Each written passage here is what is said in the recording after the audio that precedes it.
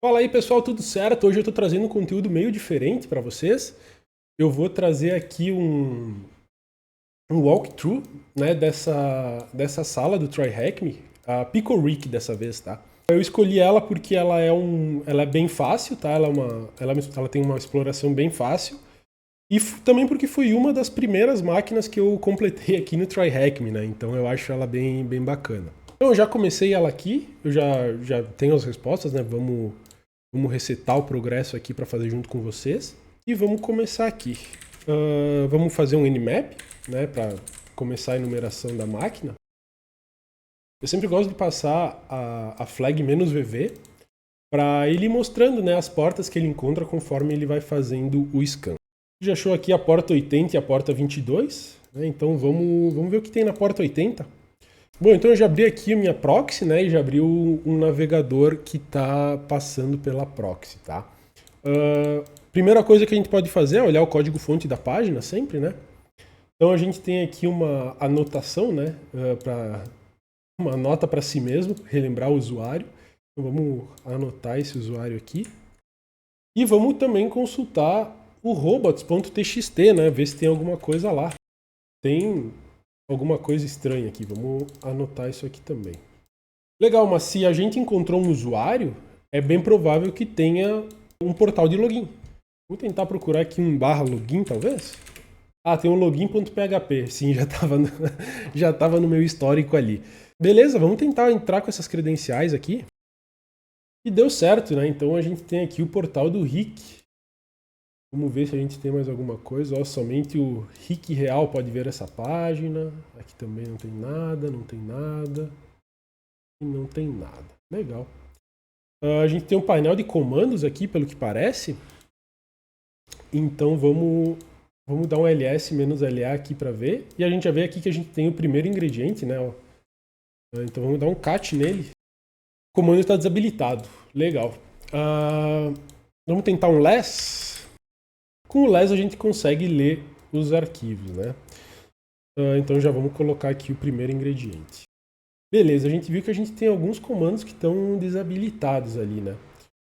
Vamos tentar ver o código-fonte desse portal.php e vou botar um less no portal.php. Vamos botar para o repeater aqui que vai ficar melhor para a gente ver. E vamos desabilitar. Aqui fica tudo quebradão, então eu prefiro ver aqui pelo código-fonte mesmo, né? Vamos procurar aqui alguma coisa, beleza, que ele começa a sessão, enfim. E aqui ele tem, ó, os comandos que não pode usar. Não pode usar o cat, nem o head, nem o more, nem o tail, nano, vim e nem o vi. Tem uma forma de fazer um bypass nessa proteção ali, que é a seguinte. Eu posso usar o echo para mostrar uma string na tela, né? Então, echo ls. Só que se eu fizer echo ls e passar ele via pipe para o bash vai executar o ls, tá? Então, como é que a gente pode tirar proveito disso aqui?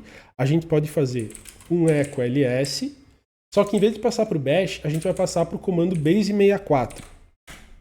E ele vai fazer o encoding do comando ls em base64. Então vamos copiar isso aqui. E aí eu posso dar um echo nesse carinha aqui e passar ele para o base64, só que com a flag "-d, para fazer a decodificação desse comando. E aí eu volto com o ls. E com isso eu passo mais um pipe e jogo ele para o bash. Então olha só, eu consegui executar um comando ls sem digitar o ls. Com isso eu consigo fazer um bypass nessas proteções. Vamos testar aqui. A gente lembra que o cat está bloqueado, né? Ó, tá bloqueado, eu não posso. Mas, se eu fizer esse carinha aqui, echo, vou dar um clear aqui para ficar melhor para vocês verem. Se eu der um echo aqui e jogar esse carinha aqui no base64, eu tenho o comando encodado em base64. Então, é só eu jogar ele aqui, echo, esse cara aqui, pipe base64 "-d, pipe bash. E tá aqui, eu consegui executar um cat, né? Através do encoding em base64. Tá, legal. Um último ponto antes da gente começar a ver o exploit que eu quero mostrar para vocês é executar o comando sudo "-l, tá? Então aqui a gente pode ver que o usuário que a gente está usando, ele pode usar né, os privilégios de sudo em todos os comandos sem pedir senha. E isso vai ser legal para a gente criar o nosso exploit. Bom, para a gente criar o nosso exploit, vamos dar uma olhada aqui nas requisições que foram feitas para a nossa aplicação. Então, a primeira requisição que a gente tem aqui, né, que a gente interagiu, foi um post para o /login.php, passando o usuário, a senha e esse sub igual login. E aí ele vai criar uma sessão. E todas as outras requisições, ó, ele está fazendo para esse /portal.php e está passando os comandos aqui nesse parâmetro command e esse sub execute. Criei um programa aqui em Python, tá? Então ele começa importando algumas bibliotecas, né? A biblioteca requests, que é a biblioteca que vai ser responsável para fazer as requisições para a nossa aplicação. O Beautiful Sup, que é usada para scrapping, né? Então eu vou conseguir pegar elementos específicos do meu documento HTML. E o Base64 para fazer aquele bypass que a gente já viu, tá? Eu botei uma variável aqui chamada IP, que vai ter o IP da máquina. E essa variável isSudo, que agora ela está false. E vocês já vão entender por quê. E aí eu defini as duas URLs aqui que a gente vai interagir, né? A login e a portal. Então aqui eu começo criando um objeto de sessão, né? E nesse objeto eu vou fazer uma requisição post para a URL de login, passando aqui os parâmetros que a gente já viu lá na proxy, né? Username, a senha e aquele sub lá que tinha na requisição. Aqui vai começar um laço que vai ficar se repetindo até que o usuário cancele, né?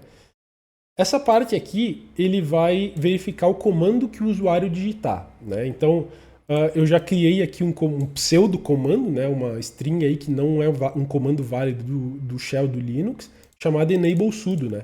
Quando o usuário digitar enable sudo, ele vai trocar a variável isSudo para true. E aí, quando essa variável for verdadeira, ele vai adicionar um sudo antes do comando, né? Então aqui a gente tem toda aquela parte do encoding, né? Então ele vai pegar o comando que o usuário digitar, vai fazer o encoding base 64. Essa função vai retornar um objeto de bytes, então aqui tem que fazer a conversão dela para uma string. E aqui ele vai fazer aquele payload que a gente comentou, né? Do echo, com o comando, passa para o base64-d, passa para o bash e tem eu botei esse redirecionamento de saída aqui, né, no bash, para quê? No caso anterior, se der erro, né, na execução do comando, ele simplesmente não ia mostrar nada. Aqui ele está jogando a saída de erro para a saída padrão. Então isso vai ser útil caso aconteça um permission denied ou o comando não pudesse ser executado, alguma coisa assim. E depois que ele arrumou todo o comando, tudo certinho, ele vai fazer uma requisição post, né, com o comando e o sub-execute. Então aqui tem toda a parte de parser do HTML, né? Ele vai fazer, ele vai pegar o texto da resposta e vai procurar onde tem as tags pré, que se a gente analisar aqui na nossa proxy, a gente vai ver que o pré, né, a gente tem uma tag pré aqui, a gente vai ver que aqui é onde tem a saída do comando, né? Então é para isso que eu estou usando ele. E vai mostrar na tela ali o texto que está entre essas tags. Então esse é o exploit que eu criei para essa aplicação, né? Ele só está automatizando o que eu faria manualmente. Então as chamadas de login, fazer o login, executar comando, enfim.